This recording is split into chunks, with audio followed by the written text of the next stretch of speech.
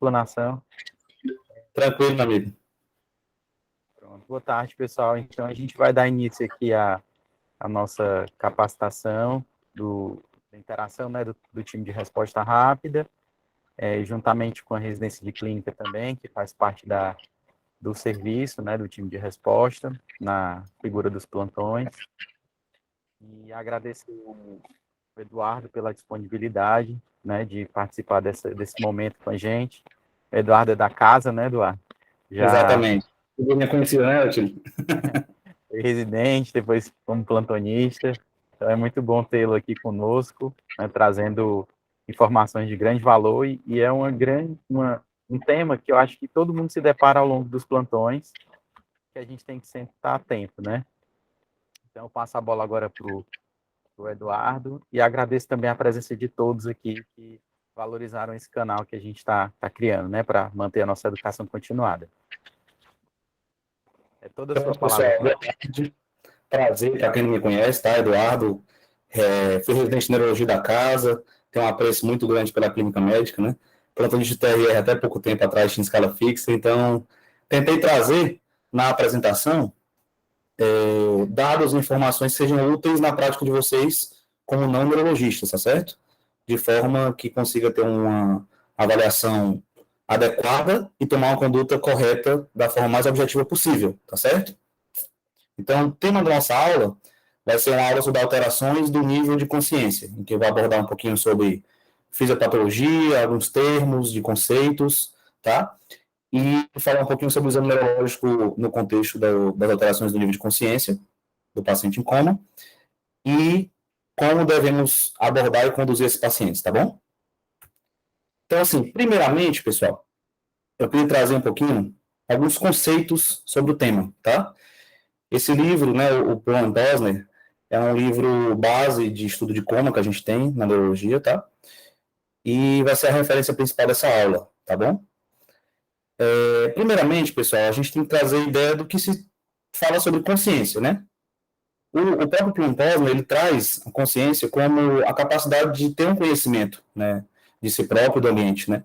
De conseguir perceber os estímulos do ambiente, interpretá-los, tá? E essa consciência, pessoal, ela pode ser dividida em duas grandes partes, né?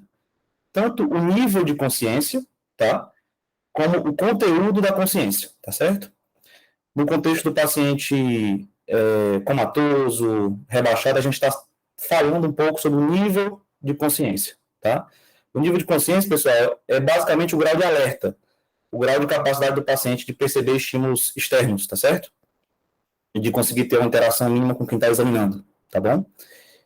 E esse nível de consciência, né, desde o paciente hiperativo até o paciente comatoso, né, ele tem um grande leque, uma ampla gama de denominações e conceitos, tá certo? E a gente tem que tomar alguns cuidados quando avalia esse nível de consciência. Então, eu deixei atenção aí, principalmente o LOCD-1, né, que seria a síndrome do encarceramento, né, a gente vê algumas situações, por exemplo, nos AVCs de fossa posterior que acometem a artéria basilar, pegando a base do tegmento contínuo, por exemplo, em que os pacientes, eles têm um nível de consciência adequado, o paciente está alerta, mas ele é incapaz, por uma deafferentação, de demonstrar, né, de forma adequada para muitos examinadores, esse grau de alerta dele, né?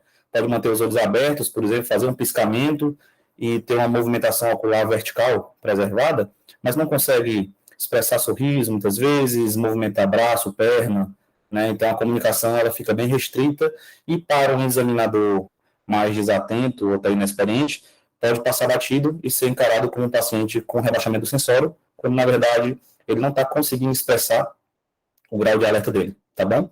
Assim como também seria interessante falar, pessoal, dos quadros psiquiátricos, né?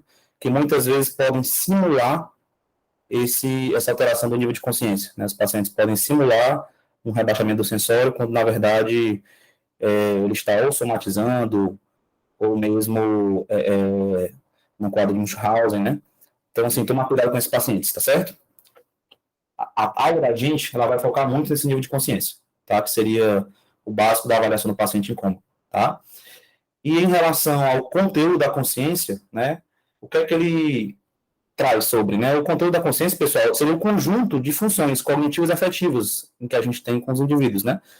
Como, por exemplo, linguagem, orientação, capacidade de realizar funções executivas, né? Fluências, certo? Funções visoespaciais, julgamento, abstração, né? Enfim, é um leque de conceitos que na emergência, no contexto da gente, não vai ser muito interessante essa avaliação, então a gente vai focar muito no nível de consciência, tá certo? E falando da consciência, a gente tem que falar um pouquinho do sono, né? O sono, que alterna com a vigília, né? Com o alerta, o sono nada mais é do que uma redução fisiológica da consciência, né? Tem que saber diferenciar quando o paciente está com sono, quando o paciente está rebaixado, tá certo? O sono nada mais é do que uma redução das funções natural, né? Uma forma de repousar nosso organismo, para recuperação energética, né?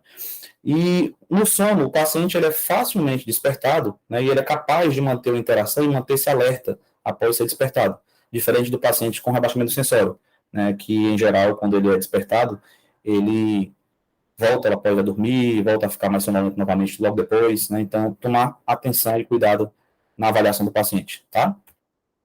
E essa imagem aqui é uma imagem até do slide de um professor da USP, né, o Dr. Alberto Stuart Neto, né, que é especializado em parte cognitiva. E é interessante porque ele traz justamente um contínuo de alterações, né? Em que a pior de todas é a morte encefálica, que a gente tem a ausência de conteúdo e a ausência de vigília, né? Mas a partir daí você pode migrar, de acordo com os achados, os conceitos de um paciente que muitas vezes tem um nível de consciência, ele está alerta, mas o conteúdo é pobre. Por exemplo, nas situações de estado vegetativo e estado mínimo de consciência, em que o paciente muitas vezes tem esse quadro de vigília, alterna sono e vigília, né? E, ao mesmo tempo, ele tem um conteúdo mínimo de consciência, né? Ou então, às vezes, não tem nada demonstrativo de conteúdo da consciência, tá certo? E o extremo oposto à morte cefálica é o paciente como a gente que está vigília e alerta, né? Conteúdo da consciência é bom e com a capacidade de manter um bom nível de consciência, tá certo? E nesse contínuo, é interessante a gente trazer os termos utilizados, né? Tem alterações que são agudas e crônicas, tá? A primeira delas que a gente cita seria a turvação da consciência. De que se trata a turvação da consciência? São pacientes, né, que têm um grau de prejuízo e que ele geralmente alterna, pessoal, alterna a sonolência, com episódios em que está um pouco mais agitado, inquieto, tá certo? Ele tem essa flutuação, tá bom? E a sonolência, geralmente, quando você chama aquele paciente, interage com ele, ele consegue ser despertado com uma certa facilidade, né, e manter-se interativo em algum grau mínimo, tá certo? Esses pacientes, em geral, estão também mais desatentos, então o exame clínico dele é um pouco mais prejudicado, não consegue colaborar para uma avaliação mais pormenorizada de muitos conceitos, tá? Mas esse seria o conceito de turvação da consciência, tá bom? E a partir da turvação da consciência, a gente também tem o delírio, né? O delírio, pessoal, estado de confusão agudo, né? Não deixa de ser um aspecto de turvação da consciência, né? Em que a gente tem caracteristicamente um grau de desatenção significativo, né? E uma interpretação errônea de estímulos sensoriais, né? Inclusive com informações interpretadas de forma errada, alucinações, né? Com flutuação bem demarcada. Eu vou falar um pouquinho mais na frente sobre o delírio, né? E agora, falando um pouquinho mais sobre as alterações em que começa a haver um rebaixamento do sensório, né, reduzir o nível de consciência, a gente tem a obnubulação, né, que o paciente ele se mantém menos responsivo, mas acorda ao chamado, ao estímulo com uma facilidade considerável, né, mas logo após pode voltar a dormir, manter-se mais sonolento, tá certo? E progredindo, o paciente pode ficar em estupor, né? Então, o despertar do paciente com estupor ele é mais difícil, né? O paciente tem que ser estimulado por meio, muitas vezes, de estímulo doloroso, vigoroso, né? Dificuldade grande de manter uma atenção, de manter uma capacidade de interação, tá? E, por último, o paciente pode ficar comatoso, de forma que, às vezes, não abre o olho ao chamado, não abre o estímulo doloroso, né? Não tem uma resposta expressiva de localização ou de obedecer comandos, mesmo ao estímulo vigoroso ou estímulo sonoro, né? E muitas vezes são reflexos de retirada, certo? E assim a gente também tem termos que são crônicos, né? Os pacientes podem ter uma demência, né? Que seria uma patologia crônica, em geral neurodegenerativa, mas lembrar que temos demências reversíveis, né? Em que o paciente tem uma alteração do conteúdo da consciência, né? Os pacientes dementes, em geral, pelo menos nas fases leves, moderadas, né, antes das fases avançadas, ele mantém um nível de alerta bom. O paciente demente, ele não tem alteração do nível de consciência em geral, né, ele só tem apenas alteração do conteúdo da consciência, né, alteração de memória, de linguagem, de função executiva, tá? Mas que com a progressão da doença, ele pode sim evoluir para um estado mínimo de consciência, um estado vegetativo, né, com os quadros extremamente avançados, tá? Os pacientes também podem ter hipersonia, pessoal, por exemplo, tá? Os pacientes que têm um sono não fisiológico, né? Mantém-se sonolento, com necessidade de dormir o tempo inteiro, né? Acorda, mantém um grau de interação, mantém-se acordado, interagindo com gente, mas assim que possível volta a dormir de novo, tá certo? A gente vê, por exemplo, lesões hipotalâmicas que podem cursar com isso. Os pacientes podem ficar abúlicos, né? Desmotivados, né? Interação pequena, né? O paciente lacônico, emite poucas palavras ou não interage de forma adequada com a fala, tá? Os pacientes não demonstram nenhum vontade ou movimento, alguma emoção, de forma que interaja com o examinador de forma significativa, né? Lesões frontais, por exemplo, a gente tem infarto cerebral anterior, que às vezes acontece de ser bilateral pelas variações anatômicas locais, tá? E pode acontecer de ter isquemia frontal bilateral. Os pacientes podem ficar abúlicos. Esses pacientes não estão rebaixados, né? Eles estão apenas com a interação bem reduzida no contexto de não interagir de forma adequada, tá certo? Os pacientes podem também ter um grau de mutismo acinético, né? Podem ficar sem elaborar fala, sem movimentar. Também a gente vê em contexto de lesões frontais, pode acontecer também em contexto de lesões frontais, tá certo? E os pacientes podem ter os quadros mais crônicos de alteração do nível que tem um grau de alerta, de estado de vigília, mas o conteúdo da consciência é muito prejudicado, como é o caso do estado de consciência e o estado vegetativo, tá certo? Falando um pouquinho do delírio, né, isso aqui é o próprio DSM-5, que traz como critério diagnóstico do delírio, pessoal, principalmente a perturbação da atenção, né, os pacientes são desatentos, diferente, pessoal, muitas vezes, do paciente afásico, você vai avaliar, às vezes diz que é afasia, às vezes pontua só como confusão, né, mas o paciente afásico, muitas vezes, o paciente com AVC que está afásico, ele consegue manter o olhar fixo em você, consegue tentar responder ao seu estímulo, tá? Os pacientes com delírio, desatentos, eles tendem a não conseguir focalizar, a dispersar de maneira muito rápida, tá bom? E o delírio, né, é uma alteração aguda, né, se desenvolve em horas a poucos dias, tá certo? Tem essa característica de flutuação, de variar ao longo do dia, tá? Em geral, tem alguma perturbação relacionada à cognição, por exemplo, não consegue gravar informações novas, perde o conceito de orientação temporal barra espacial, tá certo? E geralmente, né, existe um contexto de base, né? Alguma etiologia metabólica, infecciosa, né? Nos pacientes que são mais idosos, que são mais propensos, até a própria mudança de local, né, de não estar em casa, de estar no hospital, por exemplo, já é suficiente para induzir um delírio, tá certo? Então, assim, a alteração da atenção é fundamental, pacientes vão estar desatentos, certo? E a alteração da consciência, o paciente também vai ter menos capacidade de conhecer o ambiente, tá certo? Os pacientes de delírio têm, inclusive, mnemônicos, né? O próprio delírio, o nome, ele é um mnemônico para lembrar de etiologias desse delírio, né? Identificou o paciente com delírio, pessoal, não dá para ficar satisfeito em simplesmente controlar sintoma, tá? Muitas vezes somos chamados, o paciente está agitado, a gente apenas medica o paciente, né? Isso aí não é o correto, tá? Então, assim, se tem delírio, tem uma causa. Então, pelo menos tentar descobrir a causa para agir, né? E tentar tomar as medidas mais corretas. Então, o D de delírio é lembrar de drogas, né? Medicamentos com efeitos anticolinérgicos, né? Podem cursar com essas alterações, assim como próprias drogas ilícitas, né? Então, medicamento, a gente sabe disso, que tem interferência importante no contexto do delírio, certo? A presença de alterações eletrolíticas, né, de estudo do sódio, do cálcio, principalmente, tá certo? A abstinência, né, lack of drugs, aí, o paciente com abstinência de álcool, por exemplo, é o que a gente pega mais, né, na emergência, no contexto de drogas, né? Então, lembrar que esses pacientes, eles podem ficar em delírio, agitados por abstinência e falta daquela droga usual. Presença de infecções em geral, sem foco específico nesse contexto. Paciente que tem redução de função sensorial, como, por exemplo, paciente que já tem um quadro de perda auditiva, perda visual significativa, tá? Ele tende a evoluir com delírio quando tirado, o cara tira o aparelho auditivo quando interna, tira os óculos, ele facilita a a existência do delírio nesse contexto. Paciente com lesão intracraniana, ele pode evoluir com delírio, logicamente, né? Seja AVC, um tumor, um abscesso, enfim. Os pacientes que estão em ambiente de UTI, né, sem saber o que é dia e noite, perde a noção de temporalidade. Pacientes de UTI perde acompanhamento familiar, né? Barulho o tempo todo, luz o tempo todo. Então, realmente, a chance de evoluir com delírio é altíssima, né? Assim como os pacientes... lembra de urina também. Às vezes o paciente está com bexigoma, não consegue expressar, né? Seja porque é um idoso que não consegue falar e desorienta, fica confuso, tá certo? Então, lembrar de avaliar, palpar, avaliar bexigoma, tá?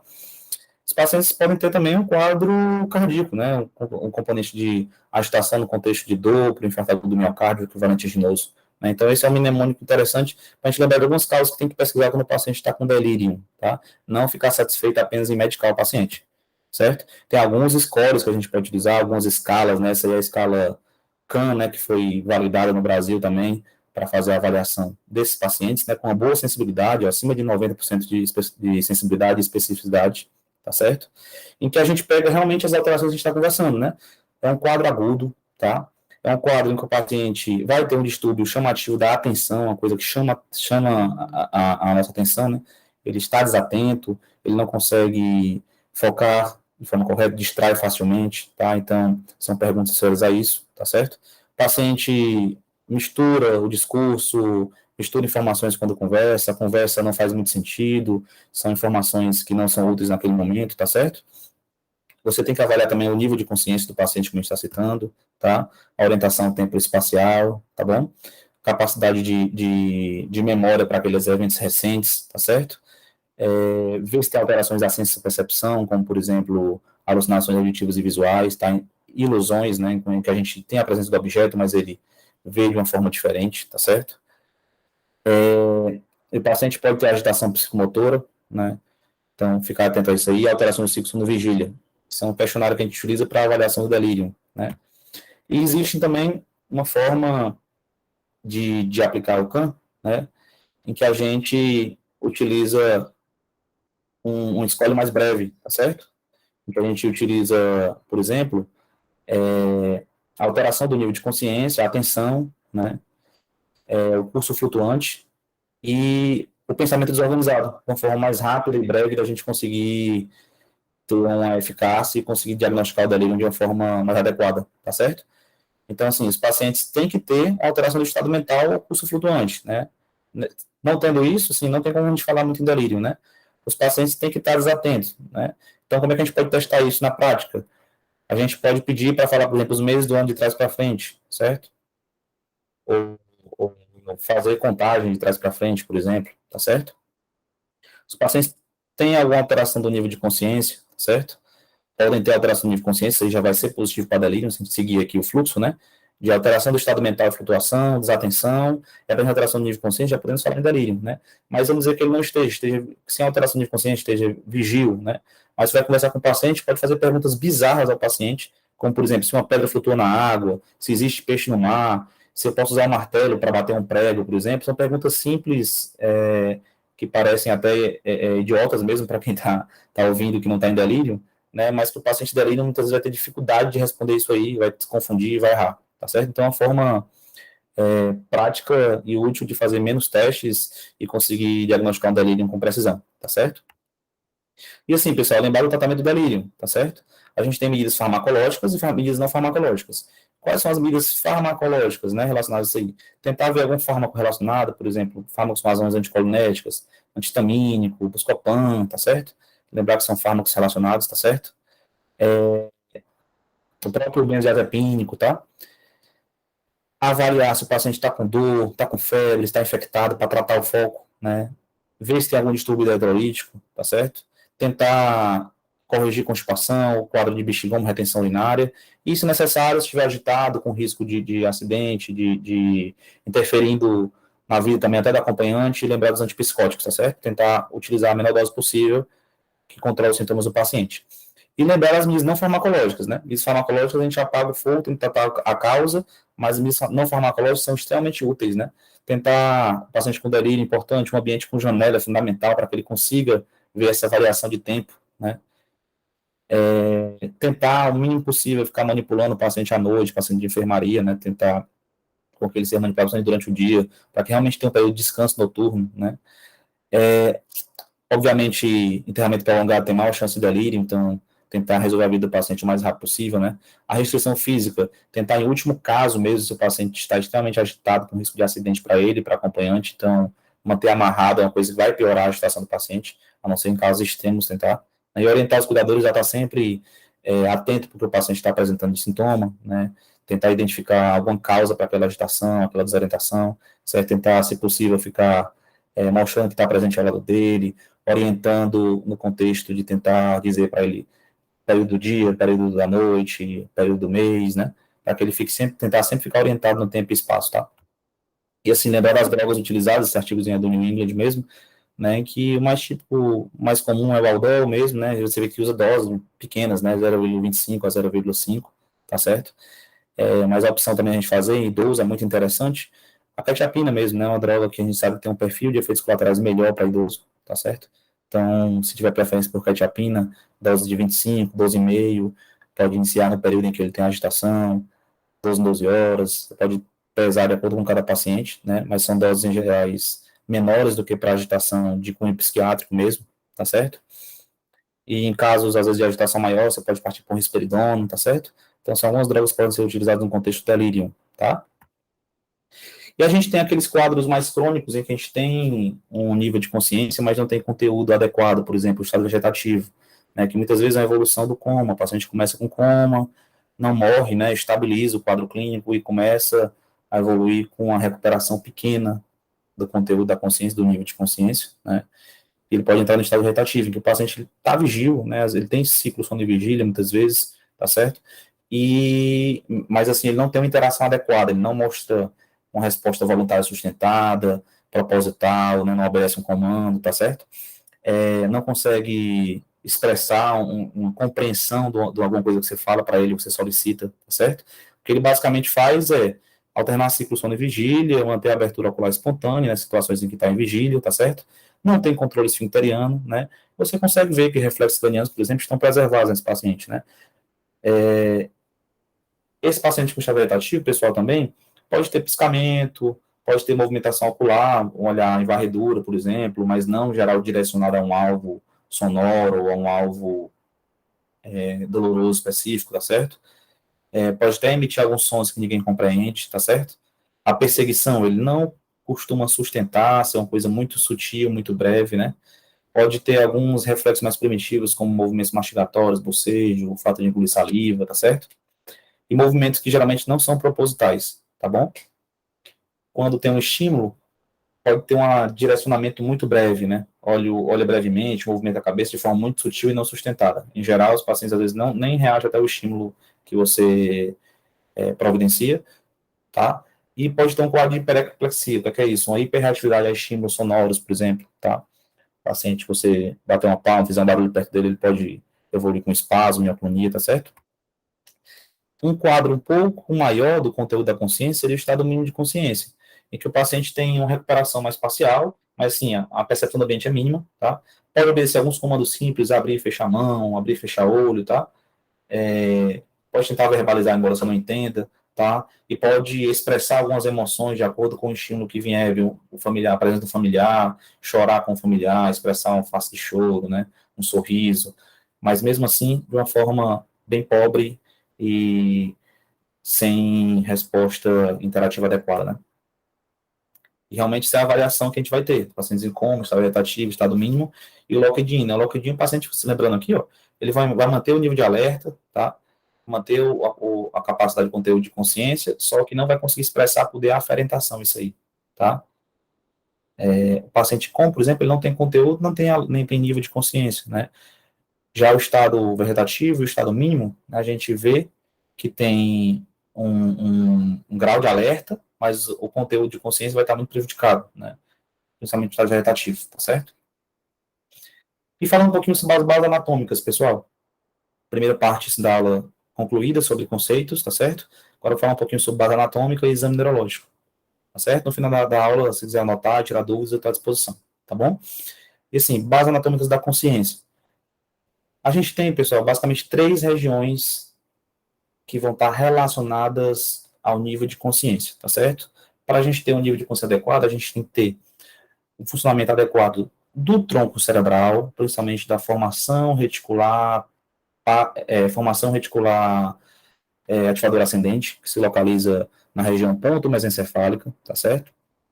A gente vai ter que ter um funcionamento adequado do tálamo bilateralmente, é uma estrutura de retransmissão de impulsos, impulsos sensoriais, impulsos motores, as ordens volitivas passam por ele, né? Então, assim, ele é importantíssimo no contexto de estar funcionando, principalmente o núcleo doce medial, tá? E a gente tem que ter um córtex cerebral adequadamente funcionante, né? Mas para a gente ter um prejuízo da consciência por lesão de córtex, a gente tem que ter uma lesão difusa, tá certo? Significativa. Então, essa imagem é a imagem que simboliza a informação que vem da formação reticular ponto-mesencefálica, ativador ascendente, para o tálamo sendo redistribuído para o córtex, tá certo? E realmente é isso, a formação reticular ponto-mesencefálica, um tálamo funcionante bilateralmente e um córtex cerebral funcionante, tá certo? E assim, essa imagem também é do slide do professor Adalberto Stuart, que eu achei bem interessante, né? Pegou figuras presentes num dos livros da gente de coma e fez algumas alterações que são bem elucidativas e práticas, né? A gente pode ter várias etiologias do coma e dividir em 3 grandes grupos. A gente pode ter um coma de origem supratentorial, certo? Esse coma supratentorial, ele pode ser tanto estrutural como pode ser metabólico, tá certo? Encefalopatia difusa, tá? Obviamente, no contexto de encefalopatia difusa, como vocês veem na imagem do meio, né, a gente tem um comprometimento difuso do córtex e com isso aí a gente não vai conseguir manter um nível de consciência adequado. Como eu falei, o córtex está funcionante de forma global, tá certo? Já, por exemplo, como pode ter origem estrutural, né? Um dano cortical difuso, como um AVC biemisférico, por exemplo, certo? Uma encefalopatia hipóxico-isquêmica com dano difuso do córtex, tá? Como eu também posso ter uma lesão, como simbolizada nessa figura da esquerda, né? A tela de vocês, em que eu tenho um dano hemisférico significativo, mas que há um grau de pressão intracraniana aumentada, com compressão de estruturas contralaterais, né, e eu posso ter um comprometimento funcional difuso do córtex. Eu tenho uma lesão estrutural que está dando repercussão contralateral, tá certo? E eu posso também ter uma alteração de coma, pessoal, por lesão do tronco pegando aquela substância reticular ativadora ascendente, ponto mesencefálica, tá certo? E assim, algumas fotos de imagem de coma estrutural, a gente tem essa imagem lente biconvexa, à esquerda aí de um hematoma epidural ou epidural, causando compressão do parâmetro ao redor e desvio de linha média significativo, com apagamento de sulcos contralaterais, por exemplo, né? A gente tem na imagem do meio, a gente tem a setinha aí, uma lesão em que há um infarto talâmico bilateral, certo? Quando a gente tem, por exemplo, uma oclusão de artéria de Percheron, que é uma variante anatômica em que há irrigação do tálamo bilateral por ela, tá? A gente tem uma alteração na direita superior, né, um hematoma lobar volumoso significativo, né, mais embaixo um infarto grande de cerebral média, certo? E lá embaixo, à direita, inferior direita, a gente tem, por exemplo, uma lesão de tumor com edema vasogênico significativo na ressonância, por exemplo, tá? E infratentorial, mostrando aqui, por exemplo, na imagem superior esquerda, a gente tem um hematoma de tronco, certo? Tá? Na da direita a gente tem infarto cerebelar, por exemplo, até com hidrocefalia, você vê os côronos temporais dilatados do ventrículo, tá? Lesões neoplásicas de cerebelo inferior esquerdo, tá? E até alterações como, por exemplo, uma síndrome de desmelinização osmótica, certo? Na parte inferior direita, tá bom? E pode ter um quadro de encefalopatia difusa, né, multifocal, tá? Como, por exemplo, os pacientes fazendo um contexto de encefalopatia hipoxisquêmica, né? A gente pode ter a desmineralização osmótica, que pode pegar tanto o tronco, como pegar também região de núcleos da base, tá? Tálamo, tá bom? E aí, abordagem do paciente com alteração da consciência. Primeira coisa, pessoal, não tem erro. Primeira coisa é definir a gravidade do paciente e estabilizar. Então, primeira coisa, garantir monitorização, oximetria, tá? Acesso venoso, e fazer o velho ABCD mesmo, de garantir via aérea, ver padrão respiratório, garantir hemodinâmica e glicemia, tá certo? Isso aí é padrão basal para alterações de emergência em geral, certo? E é isso aí, lembrar da proteção de vias aéreas no paciente com Glasgow menor ou igual a 8, mas isso aí não é uma medida única, universal, tá certo? O Glasgow ele é falseado, pacientes podem ter alteração de linguagem, pacientes podem ter alteração de movimentação facial no Glasgow, então tomar cuidado no Glasgow unicamente como parâmetro, né? Glasgow menor que 8, que não protege via aérea, por exemplo, você vê que o paciente está com insuficiência respiratória, está com uma salivação significativa, né? Isso aí, claramente, você tem que garantir a via aérea desse paciente da intubação orotraqueal. Mas pacientes com Glasgow, às vezes, não é igual a 8, que tem outros fatores confundidores, tá? Você pode ser um pouco mais permissivo, certo? Manter a saturação adequada, com 90% pelo menos, uma pressão média idealmente acima de 65, mas pode ter variações de acordo com a patologia, né? Se o paciente tem uma DX mais baixa, lembrar de fazer glicose com tiamina, certo? Na verdade, tiamina, tá bom? Para não precipitar uma encefalopatia divérnica nos pacientes que já têm deficiência de tiamina, tá bom? Depois que eu estabelecer o paciente, eu vou tentar ver se o coma dele é estrutural ou metabólico, tá bom?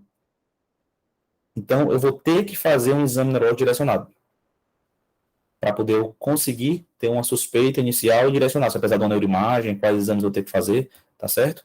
E isso aí, no exame neurológico direcionado, é o que eu vou falar mais na frente, a gente tem que ver o nível de consciência, tem que ver pupilas, tem que ver a movimentação ocular, o padrão motor e o padrão respiratório. O exame do coma passa por isso, tá certo? São 5 etapas fundamentais na avaliação do coma.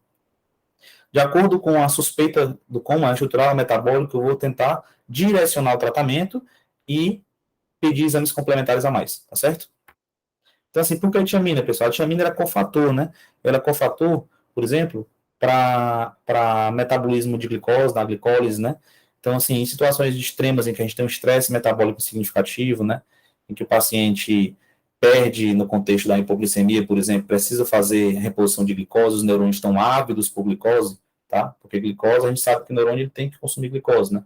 Então, se eles estão ávidos por glicose, quando eu dou glicose, vai começar uma metabolização importante dessa glicose que eu forneci, e se eu não tiver tiamina, ou tiamina baixa, já que ela é cofator, eu posso precipitar uma deficiência de tiamina significativa aguda e causar uma encefalopatia divérnica, né? Então, lembrar de repor a tiamina nesses pacientes, tá certo?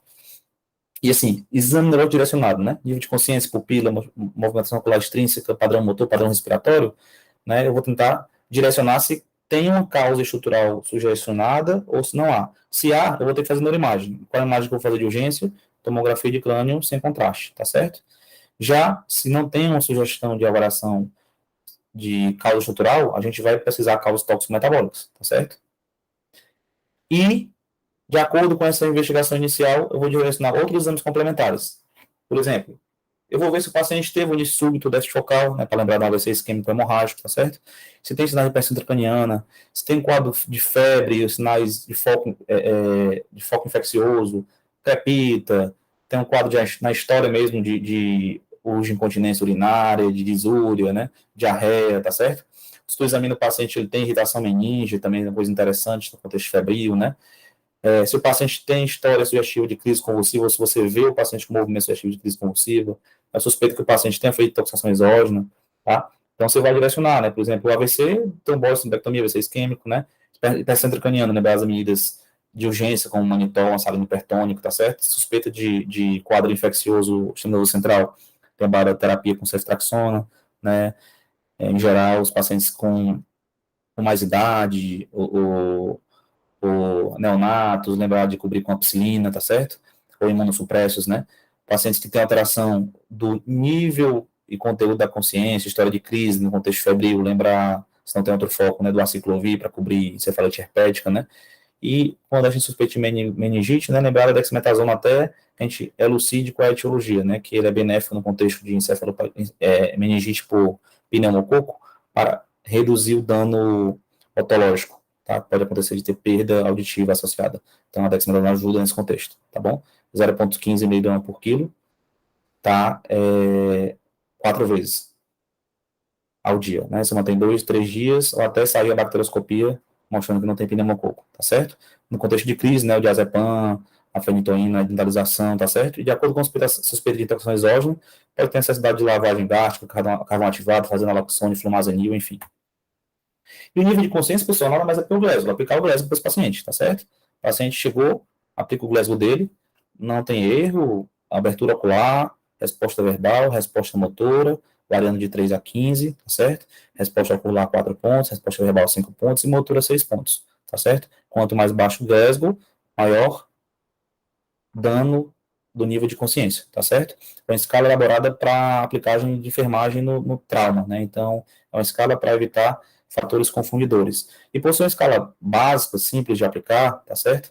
É uma escala também falha, né? Ela deixa passar algumas coisas. Por exemplo, tem fatores que confundem o Glasgow que a gente não pode levar ele unicamente como parâmetro, tá certo? Os pacientes, pessoal, eles podem estar fásicos, aí está como disfásico, né? Eles podem estar fásicos. Se falseia o Glasgow, a linguagem vai estar prejudicada e pode ficar com o Glasgow mais baixo, mas não significa que ele esteja com um nível de consciência baixo, tá certo? Os pacientes podem ter uma perda auditiva importante, não está ouvindo o que está falando. Os pacientes podem ter lesão de nervo craniano, permitindo que não consiga abrir o olho, por exemplo, tá?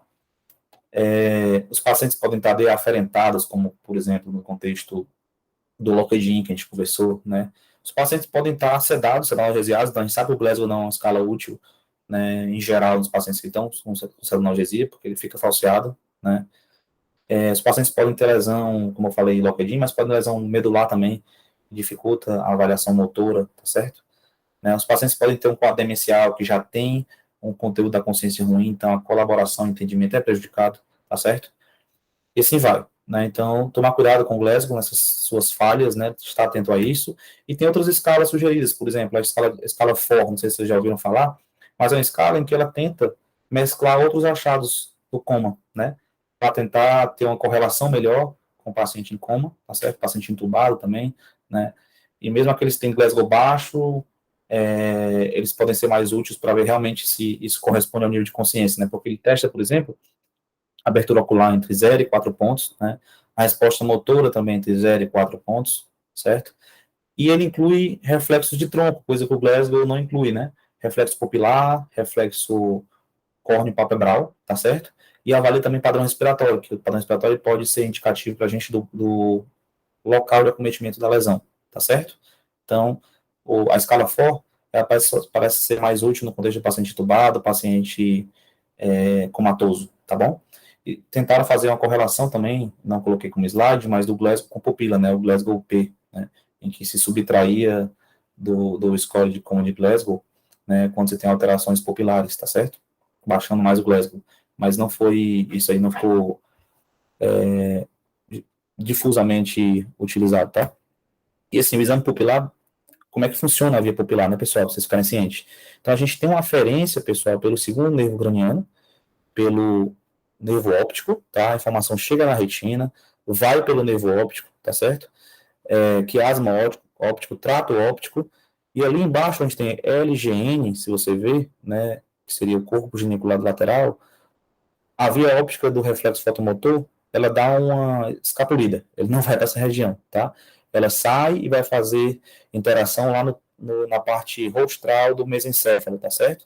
Na parte do mesencéfalo dorsal, tá certo? Dorsal superior. E nessa região, ele faz sinapse com núcleo na área pré-tectal, tá certo? Do teto do mesencéfalo, né? E de lá vai ter informação bilateral para dois núcleos fundamentais, são os núcleos autonômicos do terceiro nervo, tá certo? Do nervo oculomotor, os núcleos de Edinger-Westphal, tá? Desse núcleo de Edinger-Westphal, as vias vão até o gânglio ciliar, próximo da órbita lá, e depois vai para o músculo construtor da pupila, né? Então, a aferência, ela vem pelo segundo nervo, que é importante, ela vem pelo segundo nervo, a via parasimpática do reflexo fotomotor, vai passar lá nessa região aí do corpo geniculado lateral, vai até o mesencéfalo, então tem essa integração no mesencéfalo, e de lá vai para o terceiro nervo para fazer a eferência de contrair a pupila, induzir a miose, tá certo? Já a via simpática, né, que não está relacionada com o reflexo fotomotor, mas a via simpática pode estar lesionada e dar alteração de miose, por exemplo, ela é uma via mais extensa, que o neurônio sai do hipotálamo, percorre a região geralmente mais lateral do tronco, tá? Por meio do feixe simpático central, vai fazer movimento também lá pela coluna intermédio lateral, né, da medula espinhal cervical, tá certo? De lá, vai fazer passagem pelas cadeias pelas cadeias simpáticas desculpa, cadeias simpáticas, como é que eu vou dizer para vocês? Paracervicais, certo? Elas ficam ao lado da região da medula cervical, tá bom? E vai até o gânglio simpático cervical, onde faz sinapse, vão pela carótida até a região do olho, tá certo? Então, a via extensa pode ter vários pontos de lesão, tá bom? Em que, danificando qualquer ponto desse, eu posso ter a presença de miose por perda do tônus simpático, tá certo? E lembrar da síndrome de Horner associada a essa lesão nessa via simpática, tá certo? E assim, de acordo com a lesão, o ponto de lesão, eu posso ter alteração pupilar. Por exemplo, se eu tenho uma lesão de encefálica, pessoal, acabei de falar para vocês que os neurônios simpáticos, eles vêm do hipotálamo, tá certo? Então, se eu perco um tônus simpático, eu posso ter pupilas mais mióticas, tá? Reativas ainda, porque o reflexo fotomotor, ele vem em integração a nível de mesencéfalo, tá certo? Então, o mesencéfalo não está lesado aí, então eu tenho pupilas reativas mais mióticas, tá certo? Se eu desço um pouco mais, por exemplo, se eu tenho lesões na região do teto do mesencéfalo, por exemplo, tá certo? Que eu perco o reflexo fotomotor, ou pupilas midriáticas fixas, por exemplo, tá certo? Né? Se eu perco todo o mesencéfalo, eu vou ter também, além da alteração da via parasimpática do teto do mesencéfalo, eu vou ter alterações também das vias simpáticas que estão descendo, as pupilas podem ficar médio fixas, tá certo? Alguns pacientes com morte encefálica, tá bom? Se eu desço mais, então, lesão na ponte, as fibras simpáticas, elas passam muito juntas na ponte, né? Os feixes estão concentrados no feixe simpático central, então as pupilas com perco esse tônus simpático de forma significativa, mais do que no hipotálamo, que as fibras estão mais espessas, eu fico com a pupila extremamente miótica, tá certo? E a gente pode ter, por exemplo, alterações de compressão pupilar, de midríase pupilar unilateral, por exemplo, quando eu tenho compressão do terceiro nervo unilateral por uma herniação de uncus, né? O uncus é uma parte medial do lobo temporal, e quando eu tenho, por exemplo, aumento da pressão intracraniana supratentorial, acima da tenda do cerebelo, eu posso induzir pressão, empurrar esse uncus que comprime o terceiro nervo daquele lado, a pupila fica midriática, e comprime também a região mesencefálica, e nessa região mesencefálica passa o trato córtico-espinhal, que une o córtex até a medula, responsável pela movimentação, né? Então, se eu comprimo do lado, esse trato ele cruza a nível de bulbo, né? Então, se eu comprimo do lado direito, por exemplo, eu posso induzir uma fraqueza à esquerda, tá certo? Porque ele cruza ainda a nível de bulbo, não tem cruzado ainda, tá certo? Então, dá lesão contralateral, e ao mesmo tempo vai dar uma pupila midriática ipsilateral, por exemplo, certo? Eu posso ter pupilas metabólicas, por exemplo, a atropina, né? Ela acaba causando um efeito mais simpático das pupilas dilatadas, podem perder o reflexo fotomotor, tá? Já os pacientes com torção por opioides, né, sedados, né, podem ter pupilas muito mióticas, mas em geral tem um reflexo fotomotor, nem que seja débil, né. O barbitúrico pode simular até pacientes com dano significativo de tronco, pupilas médio fixas, né. E aqui é a imagem também, pessoal, de uma herniação de uncus aí, para mostrar para vocês, né, uma imagem estrutural gigantesca, né, no hemisfério cerebral esquerdo aí, em que eu estou tendo herniação subfalcina, desvio de linha média e o uncus descendo e comprimindo o mesencéfalo ali, tá? E a pupila você vê do paciente, a pupila midriática dilatada, tá certo? E além da movimentação, da avaliação pupilar, a gente tem que ter a avaliação da movimentação ocular, tá? Primeiro, a avaliação da posição primária do olhar. Se existe presença de desvio ou de movimentos oculares espontâneos, já no olhar primário, é interessante, né? E depois o paciente vai estar em coma ou rebaixado, ele não vai obedecer muitas vezes ao comando de fazer um movimento persecutório ou sacádico, né? Então você vai se valer de reflexos, né? Como o reflexo óculo-cefálico, o reflexo óculo-vestibular, tá? Lembrar, né, da movimentação ocular, que os movimentos para lateralização, né, para abdução do olho, pelo músculo reto lateral, que é inervado pelo abducente, o sexto nervo, né? O movimento para olhar na ponta do nariz, né, o desvio medial inferior do olho, ele é feito pelo oblíquo superior, tá certo? Que é inervado pelo nervo troclear, tá certo? Que é o quarto nervo. E os demais movimentos é do óculo motor, tá? O terceiro nervo. E assim, a gente pode ter movimentos oculares espontâneos, como eu estou citando, né? Eu queria citar para vocês, principalmente o bobbing, né? Tem o bobbing, o dipping, o bobbing reverso, o olhar em varredura, né? Nos casos de tumor de pineal, por exemplo, com compressão mesencefálica, a gente pode ter um estado de convergência, retração, pedindo para o paciente fazer o reflexo de aproximação, né, com convergência, olhar para o nariz, ele pode, inclusive, fazer um aspecto de elevação de pálpebra e movimentação ocular, tá certo? E essa imagem, por exemplo, é a presença de um skew deviation, né, um desvio ocular na posição primária do olhar, tem um olho bem hipotrópico, bem baixo aqui, né? Isso aí vai dar indicativo da gente ter lesão de tronco, tá certo? A presença de skew deviation tem que lembrar de lesão de tronco. E está mostrando que está tendo um desalinhamento entre as vias de movimentação ocular, entre o terceiro, quarto e sexto, tá certo? E assim, eu tentei colocar um vídeo aqui, pessoal, do bobbing, tá? O bobbing é um movimento que ele tem valor localizatório, movimento rápido para baixo e lento para cima, tá certo? O bobbing, ele é indicativo, muitas vezes, de lesão na ponte, né? Então, a presença desse tipo de movimento tem que lembrar de lesão pontinha, tá? Movimento rápido para baixo, lento para cima, tá?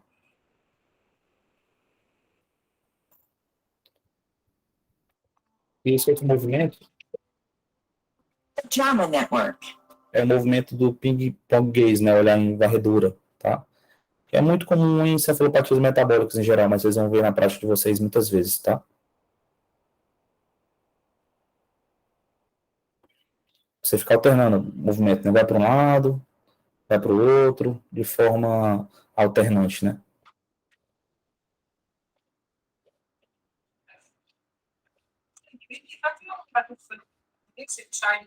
Tudo bem? E assim, pessoal, a gente, como eu falei do skill, né? A gente pode ter os quadros de outros desalinhamentos e desvios, né? Eu posso ter desvio, por exemplo, conjugado do olhar horizontal, certo? Ficou só olhar solto, desculpa aí, faltou a palavra horizontal. Então, os pacientes podem estar com o olhar desviado para a esquerda ou para a direita, tá certo? Isso pode ser indicativo de lesão, tá? Ou pode também ter uma alteração do olhar vertical, desvio do olhar vertical para cima ou para baixo, tá certo? E aí, pessoal, isso aí tem topografia, tá bom? Tem valor topográfico para a gente. Por exemplo, o córtex de um lado, tá? Córtex frontal de um lado, ele promove direcionamento do olhar para o lado oposto, né? Então, o córtex frontal direito, por exemplo, né, ele promove a direcionamento do olhar para o lado esquerdo, certo? O lado direito para o lado esquerdo, tá certo?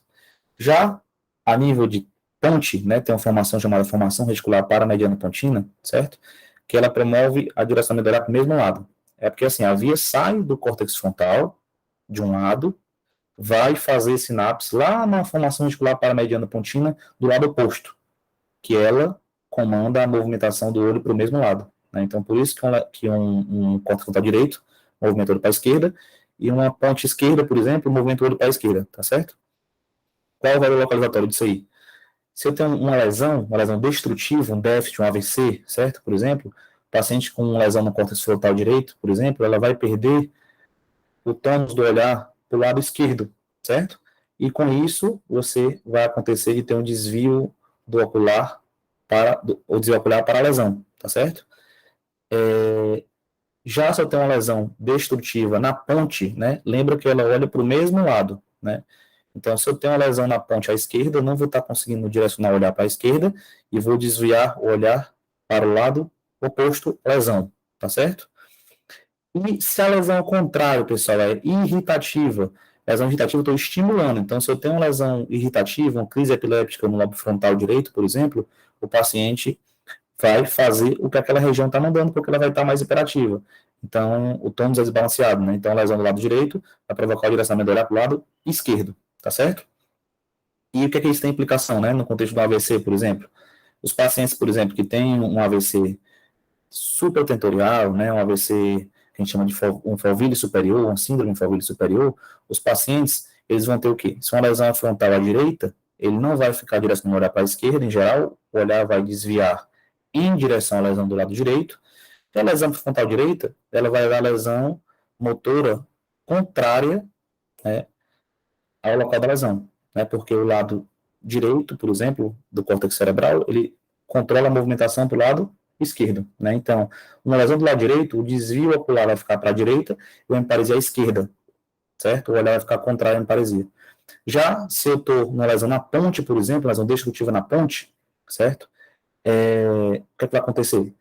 eu vou perder a capacidade de olhar para o mesmo lado, tá? Então, a lesão na ponte direita, por exemplo, o paciente não vai conseguir olhar para a direita, o olhar vai ficar direcionado para a esquerda, certo? E, ao mesmo tempo, vou ter uma lesão motora do lado oposto também, né? De movimentação do lado oposto. Por quê? Porque há o cruzamento das fibras do trato córtico espinhal a nível de bulbo, eles não cruzaram ainda.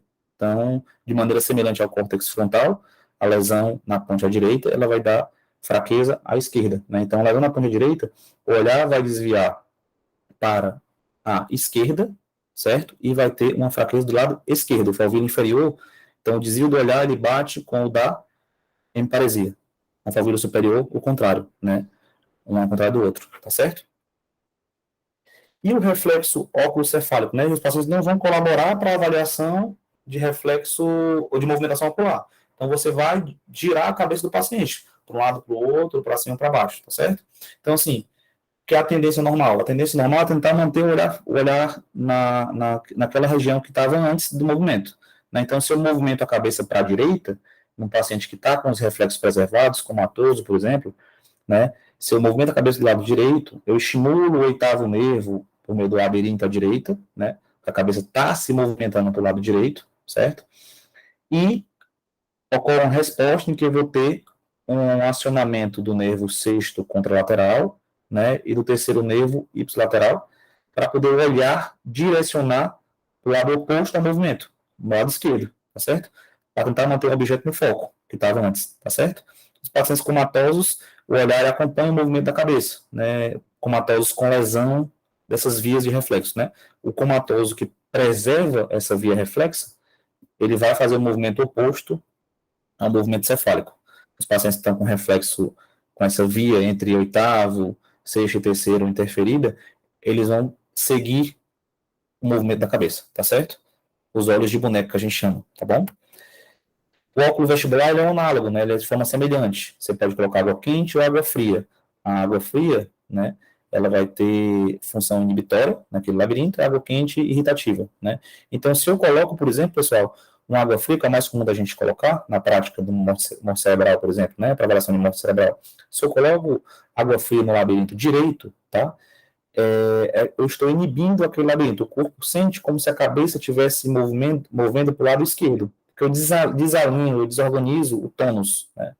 O tônus vestibular. Então, inibe um labirinto, é como se a cabeça estivesse movimentando para o outro.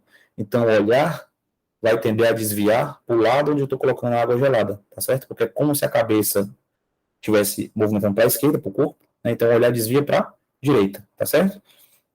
Já se eu coloco no ouvido oposto, vai ser isso aí. Então, água gelada, o olhar desvia em direção à água, tá certo? Água quente, contrário, tá certo? E aí, pessoal, e se tem nistagmo, o que vai acontecer? Se eu coloquei água no ouvido direito, né, o organismo sente como se a cabeça estivesse desviando para a esquerda, o olho vai direcionar para a direita e vai haver um movimento, quando tem algum grau de resposta cortical, né, o paciente está com um grau ainda de consciência, o olho pode fazer um nistagmo em direção ao centro, né, um nistagmo em direção ao lado oposto, tá? Um nistagmo que vai se afastar da água fria, tá certo? A fase rápida, que é a fase que domina o nistagmo, ela vai desviar da água fria, tentativa corretiva, tá certo? Lembrar também da avaliação do nervo trigêmeo, pessoal, tá bom? Eu falei óculo cefálico, óculo vestibular, mas lembrar do reflexo córneo-palpebral, fundamental, que vai ter uma interação de aferência do quinto nervo e uma eferência do sétimo nervo. Quinto nervo trigêmeo, sétimo facial, em que vou estimular a córnea, né, idealmente nessa região entre a esclera e a íris, tá certo? Para poder estimular a córnea ainda, tá bom?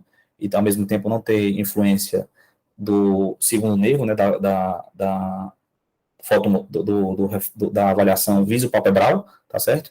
Então, assim, eu vou estimular a córnea nesse ponto, entre a esclera e a íris, tá certo? Com uma superfície que não seja muito áspera, que não vai dar lesão na córnea, por exemplo, uma gás embebida de água destilada, né? Ou um próprio algodão embebido, tá certo? E vou fazer um toque, a resposta é uma resposta de fechamento palpebral bilateral, tá? Então, ele mostra uma integração entre o quinto e o sétimo nervo, tá certo? E, falando um pouquinho agora do exame motor, né? Obviamente, o melhor grau é o paciente que obedece comandos, né? Depois ele pode localizar, tá? Depois, o paciente vai ter um reflexo de retirada inespecífico. Mas, a partir daí, a gente pode ter algumas respostas diferentes por exemplo, quando o paciente tem a decorticação, né, esse movimento de extensão de membro inferior e movimento de flexão de antebraço e punho, né, de membro superior, ou pode ter uma descerebração, né, movimento de extensão dos membros inferiores, de extensão dos membros superiores, tá certo? E aí, pessoal, isso indica o quê? Do ponto de vista estrutural, né? Uma lesão que seja entre o córtex e o diencéfalo, né? Eu posso ter um paciente que tem localização de lesão ainda, né? Do outro lado, ele está em parede, não consegue localizar, tá? Já uma lesão, por exemplo, pessoal, entre o diencéfalo e o mesencéfalo, tá?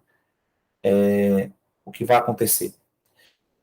A gente tem alguns núcleos de integração, tá certo? Do controle motor, de manutenção do tônus motor. Por exemplo, a gente tem o nível córtico espinhal, né? O nível de controle do movimento voluntário. A gente tem outros núcleos, por exemplo, o núcleo rubro-espinhal, que fica localizado ali no mesencéfalo, núcleos vestibulo-espinhais na ponte, tá certo? Então, assim, quando eu tenho uma lesão em que eu acometo, por exemplo, entre o diencéfalo e o mesencéfalo, por exemplo, tá? Eu ainda vou ter o núcleo rubro-espinhal, o vestíbulo espinhal, que ficam ali na região de mesencéfalo e outros na ponte, né? E perdi o córtex espinhal, tá certo? Então, vai assumir a função o núcleo mais superior, que seria o núcleo rubro-espinhal, tá? Com a postura que ele tende a fazer isso, movimento de flexão de membro superior, tá? E o vestíbulo espinhal age também na extensão de membros inferiores, né? Então, fica essa postura de decorticação. Então, já se tem uma lesão mais baixa, por exemplo, uma lesão entre o diencéfalo, né? Ou, desculpa, entre o mesencéfalo e a ponte, por exemplo, né? Mas no mesencéfalo superior, etc., a gente vai ter uma liberação dos núcleos vestíbulo-espinhais, por exemplo, certo? E aí a gente vai ter a postura que ele tende a agir com extensão de membro superior e extensão de membro inferior, colocando a postura em descerebração, então tem ajuda no valor localizatório, né? Lesões abaixo da ponte, por exemplo, vão dar flacidez, hipotonia, o paciente não vai ter nem postura de decorticação e descerebração, por exemplo, vai ter só flacidez difusa, tá certo? E outra avaliação interessante, né, que faz parte da avaliação uma avaliação do padrão respiratório. Né? Obviamente, paciente entubado, a gente perde esse parâmetro. Tá? Ele costuma ser menos localizatório, esse tipo de avaliação padrão, mas se tiver, a gente consegue identificar, por exemplo, o Chine-Stokes, né, os episódios em que a gente tem um aumento da frequência respiratória gradual, né, atingindo o máximo, depois uma redução e uma apneia, né, que a gente tem, por exemplo, lesões corticais, encefálicas, mas quadros metabólicos gerais também podem cursar com Chine-Stokes, né. A gente tem um padrão outro, quando a gente tem lesão, por exemplo, no mesencéfalo superior, pegando um padrão de hiperventilação neurogênica central, o paciente fica taquipneico mantido, tá certo? Quando a gente desce um pouco mais, a gente tem lesão pontina, por exemplo, a gente pode ter um padrão apnêutico, né, um padrão Kussmaul, que o paciente fica com esse padrão em que inspira, pausa, expira, pausa. A gente vê muito também nos quadros metabólicos associados com acidose, né? E o paciente com a lesão entre a transição ponto-bulbar, ele pode ter uma respiração de BO, né, respiração atáxica, que não tem um padrão específico, tá certo? A respiração tem uma frequência extremamente variável. E quando a gente pega bulbo, a gente pode pegar centro respiratório e o paciente ficar simplesmente em apneia. Então, assim, agradecendo a vocês a oportunidade de falar um pouquinho sobre como, tá? Eu sei que é um tema gigantesco, tem muita coisa para falar, e agradeço realmente, espero ter ajudado nessas informações aí que eu trouxe, e ficar à disposição para eventuais dúvidas, se vocês tiverem, estou à disposição aqui, tá? Obrigado. Pessoal, se alguém não tiver, então, alguma pergunta para fazer para o Eduardo, a gente vai finalizando, e agradecer muito, Eduardo, pela disponibilidade. É isso, estou à disposição. É um tema muito vasto, né? Desafiante. Cada paciente, na verdade, vai ter sua particularidade, né, Eduardo? Então, as informações que você trouxe para a gente são guias, são caminhos e trilhas para a gente ir construindo o nosso conhecimento, né? E Exatamente. Se vocês tiverem alguma dúvida depois, se surgir, a gente pode entrar em contato com o Eduardo, ou se quiserem algum material, né, que possa servir de referência também para a gente poder consolidar estudando em outras fontes e sempre aprofundar o tema, né? Da pupila. Pois beleza, gente. A gente vai encerrando por aqui. Obrigado pela participação de todos. Boa noite, pessoal. Boa noite.